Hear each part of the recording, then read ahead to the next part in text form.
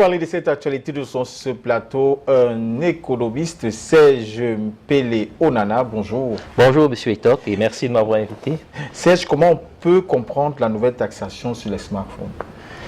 Eh bien, il faut bien comprendre le contexte dans lequel s'inscrit cette réforme, parce qu'il s'agit d'une réforme numérique du gouvernement qui vise à collecter justement les droits et taxes sur les téléphones, mais aussi sur les terminaux importés, c'est-à-dire des tablettes et modems.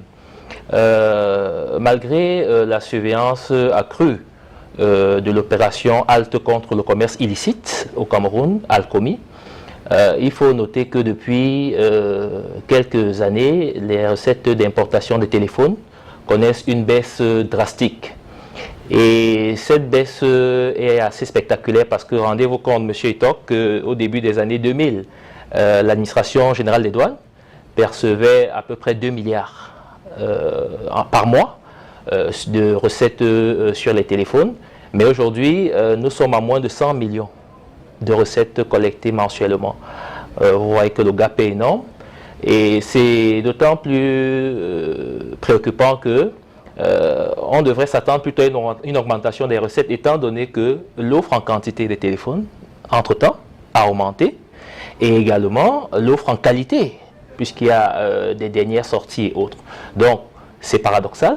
Et à côté de cela, il faut dire que l'administration générale des douanes a également connu un bond en avant en termes d'ambition, c'est-à-dire en termes d'objectifs, parce que de 2005 où on était à 375 milliards de francs CFA d'objectifs de recettes douanières, nous sommes allés en 2019, c'est-à-dire 15 ans après, à peu près 840,15, quelque chose comme ça, 841, on peut aller à 841 milliards de francs CFA d'objectifs de recettes douanières.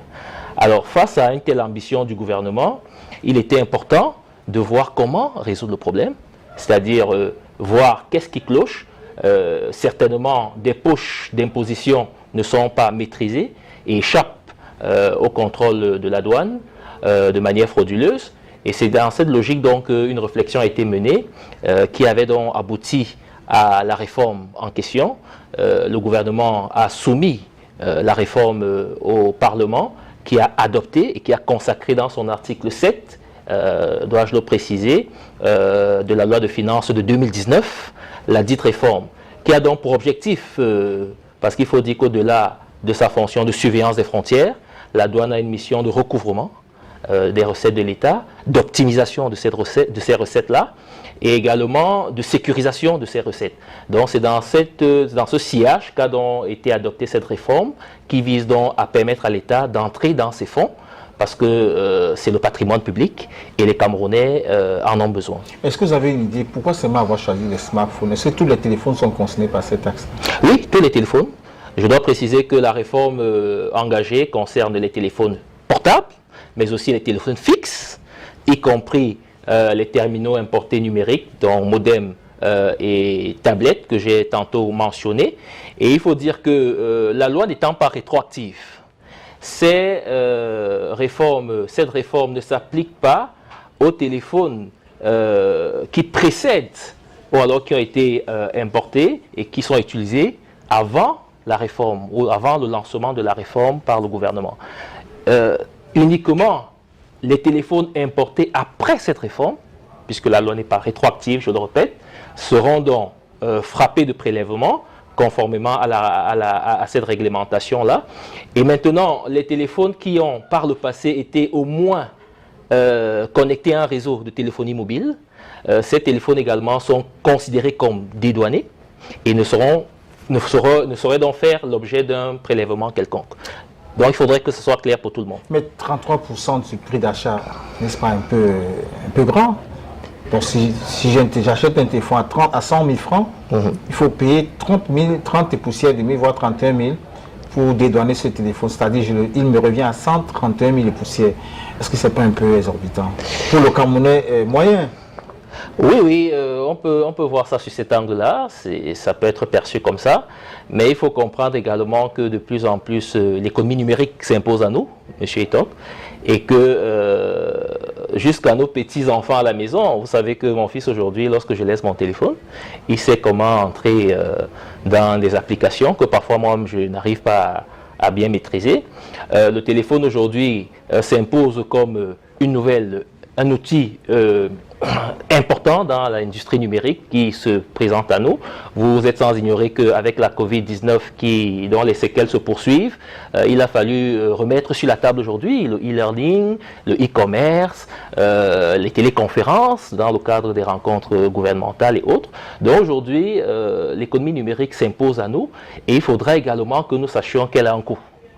Elle a un coût parce que désormais, contrairement à l'époque ancienne, vous ne pouvez plus aujourd'hui poster votre lettre à votre parent à l'étranger, payer les droits postaux et autres. En un clic, vous avez la possibilité de communiquer avec votre parent à l'étranger. Donc, s'il a un coût, il faudrait qu'on l'accepte, mais n'oublions pas qu'il a également des facilités. Il a des avantages qu'il a apportés à la société. Aujourd'hui, vous pouvez postuler à un emploi à travers votre téléphone.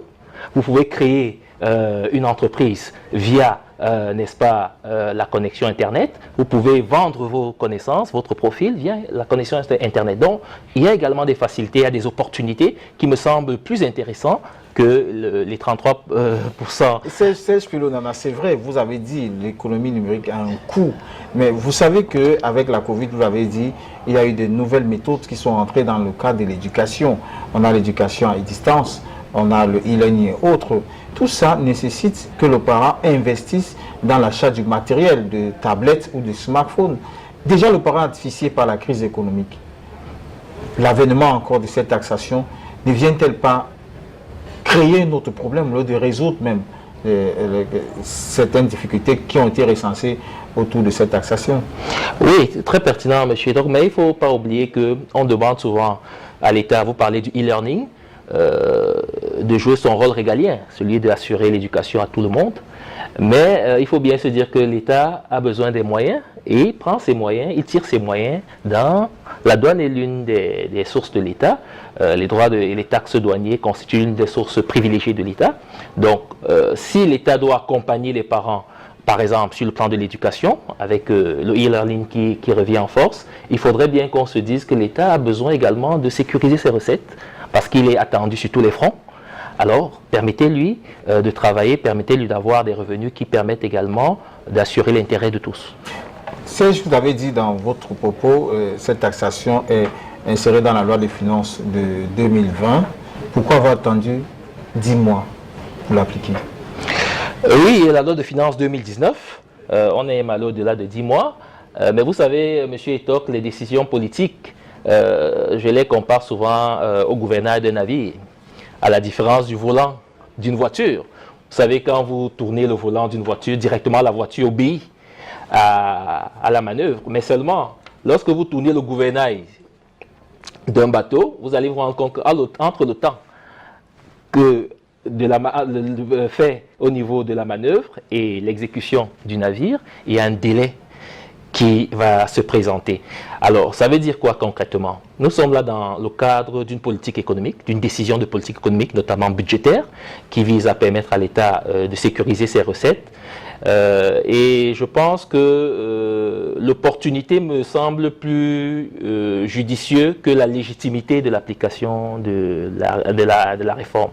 Pourquoi? Parce que vous allez observer que, premièrement, ça va permettre à l'État de sécuriser ses recettes. Deuxièmement, on est dans le cadre d'un processus de modernisation, n'est-ce pas, du système de collecte des droits et des taxes de douane, qui permettra de capter, quel qu'en soit le lieu où le contribuable se trouve, les droits de l'État, mais aussi d'éliminer le contact physique. Monsieur Itok, vous savez que quand il y a contact physique, la corruption émerge. Donc c'est l'autre grand avantage de cette réforme. Et en plus, n'oubliez pas que quel qu'en soit le mode d'entrée du téléphone, il sera soumis à un contrôle systématique via cette numérisation mise en place. Donc on va également combattre en même temps la contrebande dans ce secteur d'activité-là et donc les actes illicites qui portent atteinte à la sûreté de notre pays. Serge Pilot, au-delà d'être économiste, vous avez d'autres compétences et c'est par rapport à ces autres compétences que nous allons maintenant parler de la météorologie et de la gestion des catastrophes. La semaine dernière, la communauté internationale a célébré la journée internationale des catastrophes, alors que le Cameroun, lui, chaque année, proie sous des phénomènes naturels. On voit des éboulements, des inondations. Aujourd'hui, ne peut-on pas préserver ces accidents, se préserver pardon, de ces accidents, alors que nous essayons, alors qu'on voit que l'eau est comprimée avec des constructions, avec autres projets. La comprimation de l'eau, si je peux le dire ainsi, le fait que l'eau soit compressée crée des inondations et autres. Que peut-on reprocher au Cameroun aujourd'hui? Pas grand-chose, parce qu'il faut comprendre que même s'il y a des efforts à faire, la première chose qu'il faut comprendre, c'est que nous sommes face à un changement climatique qui n'est pas une affaire propre au Cameroun, qui est une affaire mondiale. Je dois vous préciser, M. Itok, qu'en 2019, l'Organisation météorologique mondiale a indiqué que l'année 2019 était la deuxième année la plus chaude de l'histoire de la planète, avec des températures assez importantes qui ont des conséquences sur le niveau de la mer, parce que la planète est très chaude, il y a l'effondrement des glaciers qui augmente le niveau de la mer, ce qui entraîne donc justement des débordements, comme cela a été le cas à Douala il n'y a pas longtemps, le 21 août dernier. À côté de cela, vous avez les problèmes de sécheresse qui sont également de plus en plus importants avec le changement climatique. Vous avez les sécurités alimentaires qui refait surface, notamment dans les zones sahéliennes. Vous avez les questions relatives aux pandémies qui naissent, n'est-ce pas, des inondations, par exemple les pandémies comme le choléra, qui est généralement une maladie hydrovéhiculée après inondation. Donc vous avez une situation mondiale comme celle-là qui nécessite trois grandes choses. La première chose, à mon humble avis, c'est d'abord la prévention. La prévention, c'est quoi? La plupart du temps, il est démontré d'ailleurs que à peu près 75% des catastrophes naturelles sont d'origine hydrométéorologique. C'est-à-dire qu'elles émanent de l'eau. Et donc, il faut pouvoir avoir une information météorologique de qualité et la véhiculer aux populations. Et je crois qu'à ce niveau, la direction de la météorologie nationale du ministère des Transports communique suffisamment ces derniers temps sur les prévisions météorologiques qui devraient être prises en compte parce que ces prévisions permettent de réduire la vulnérabilité des populations face au changement climatique et aux conséquences météorologiques extrêmes. Deuxième importante action à mener, à mon humble avis, c'est l'adaptation. Nous devons comprendre désormais que les conditions météorologiques et le climat changent et il faut que les populations apprennent à adopter des attitudes conséquentes. Qu'est-ce que j'entends par attitude conséquente? On devrait pouvoir se dire, lorsque je m'en vais construire sur un drain, je mets en mal ma sécurité en tant qu'individu, je mets aussi en mal la sécurité de la collectivité.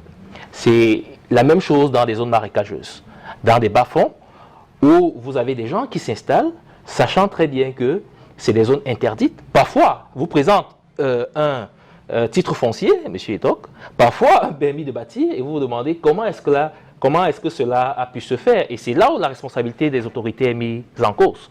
C'est-à-dire, il n'est pas sérieux dans un pays de donner des autorisations à des personnes pour des zones à risque. Voilà. Donc, voilà des attitudes qui devraient permettre que nous n'allions pas vers des conséquences irréversibles. Serge Pile, est-ce que vous croyez aux prévisions météorologiques au Cameroun? Oui, absolument. Après les inondations enregistrées à Douala, je crois que c'était le 22, sauf si je me trompe, c'est le 22 juillet, bon, je peux me tromper. Le 21 août. 21 août, voilà, au niveau de la date. On avait annoncé quelques jours après des grandes averses, mais on n'en a rien vu. Qu'est-ce qui peut justifier ça? Oui, vous faites allusion là, je m'en souviens bien, au service, à l'information qui avait été véhiculée sur les réseaux sociaux, oui, qui annonçait que les services de la SECNA prédisaient des pluies encore plus sérieuses, oui, plus importantes que celles qui avaient été observées le 21 août. Eh bien, je vais vous rassurer, M. Itok, et rassurer nos téléspectateurs, que c'était un fake news. Pourquoi un fake news? Le service de la SECNA, les services de la SECNA n'ont pas vocation à diffuser leurs données privée sur la place publique. Donc c'est quelque chose qui n'existe pas à la SECNA. J'en parle pourquoi? Parce que nous représentons au niveau de la région littorale la tutelle des services de la SECNA sur le plan technique. Deuxième raison, c'est que la SECNA présente des diffusions météorologiques qui ne sont pas adaptées au public, mais qui sont orientées vers la navigation aérienne. C'est-à-dire qui servent à la sécurité de la navigation aérienne. Donc on voyait que cette source n'était pas fiable. Voilà pourquoi, et très rapidement, le citoyen lambda a dit c'est la météo, elle n'a pas dit la vérité. Non, non, non, il n'en était rien. Quelle politique vigoureuse peut-on mettre en pied au Cameroun pour éviter justement les inondations, les éboulements, en dehors de ce que vous venez de citer, telles que les constructions dans des drains et autres? Est-ce que vous pouvez proposer des mécanismes stricts qui permettraient à l'État de maîtriser aujourd'hui non seulement les prévisions météorologiques, mais de maîtriser ces éboulements et ces inondations qu'on enregistre dans la ville de Douala et dans bien d'autres régions? Effectivement, je dois préciser que le ministère en charge de la météorologie nationale, en l'occurrence le ministère des Transports, fait son travail. Et ce travail est relayé au niveau des services météorologie régionaux, à l'instar du littoral. Et ce travail, c'est de dire quoi? Attention, nos données techniques nous annoncent des risques importants de précipitation ou encore des risques importants de catastrophes naturelles. Prenez des mesures. Ça, c'est le rôle de la météorologie.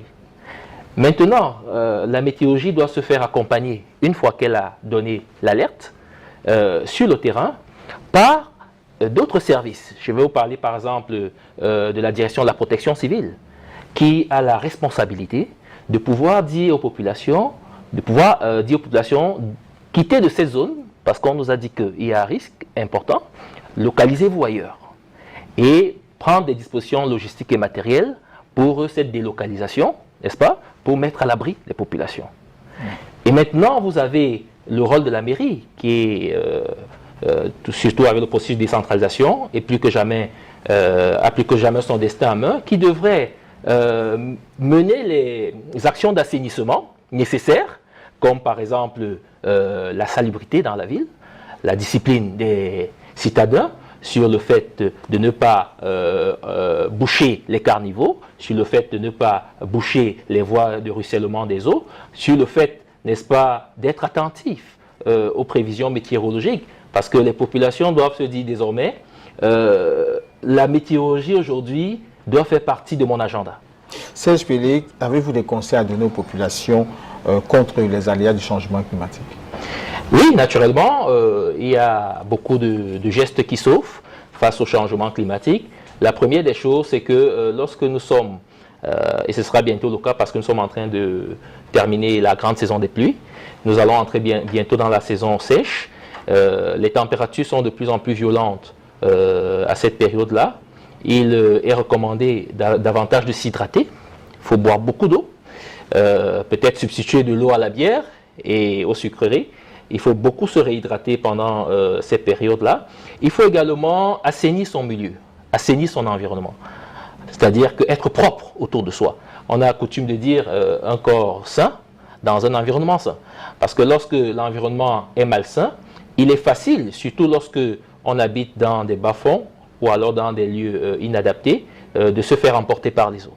Donc, il y a cette responsabilité individuelle-là qui est fondamentale, parce que comme je l'ai dit, elle permet de se protéger et de protéger ceux qui nous entourent. Il y a également urgence pour les populations de se connecter, je vais le réitérer, aux prévisions météorologiques qui, dans le cas de la région du littoral, sont disponibles tous les samedis dans une tranche d'antenne spécialisée, entre 12h30 et 13h. Ces prévisions météorologiques devraient leur permettre d'anticiper. Parce que c'est ça l'enjeu, M. Etok. On ne peut pas éviter les catastrophes naturelles parce qu'elles relèvent de la nature, mais on peut réduire la vulnérabilité des populations, on peut atténuer les conséquences de ces catastrophes-là et on peut également s'adapter à ce nouveau contexte climatique en mettant en place non seulement des bons comportements, mais aussi, il faut terminer par là, parce que c'est très important, en étant également capable, lorsqu'on est un citoyen, de pouvoir choisir comme formation la science météorologique. Je dois vous dire que de plus en plus, avec le contexte actuel, le gouvernement a pris en main la nécessité de former des Camerounais dans cette science, qui est une nouvelle science, parce qu'elle n'entre pas dans notre schéma classique d'éducation et de formation, et qui doit donc s'imposer. Je vais vous préciser qu'à l'École nationale supérieure polytechnique, on forme des ingénieurs, des travaux et des ingénieurs de conception en météorologie, en climatologie, en agrométéorologie, parce que nous sommes un pays de rente, un pays agricole, et aujourd'hui l'agriculture est l'un des secteurs victimes, n'est-ce pas, des variations climatiques, parce que les récoltes sont perturbées. On ne sait plus quand il faut aller semer, on ne sait pas si la pluie qui tombait d'habitude de telle période à telle période va tomber. Souvent on y va croyant qu'elle va tomber, elle arrive tard. Souvent on se dit, elle est arrivée tard, on va attendre, elle arrive plus tôt. Donc le secteur de l'agrométéorologie, donc tous ces secteurs-là sont désormais incontournables pour le développement de notre pays et pour l'adaptation de nos populations à ce nouveau contexte. Serge Pélé Onana, une dame à la direction mondiale des catastrophes, qu'est-ce que cela vous inspire? Une Camerounaise. Une Camerounaise, bien entendu. Monsieur Etok, ça renvoie tout simplement au fait que les Camerounais sont des gens compétents. Et c'est pourquoi j'ai aimé votre précédent intervenant tout à l'heure, parce qu'il a remis sur la scène le patriotisme et l'amour de son pays. Donc, si on a Madame Yap aujourd'hui, secrétaire général de l'Organisation internationale de la protection civile, ça veut dire qu'il y a des compétences au Cameroun qui sont reconnues mondialement.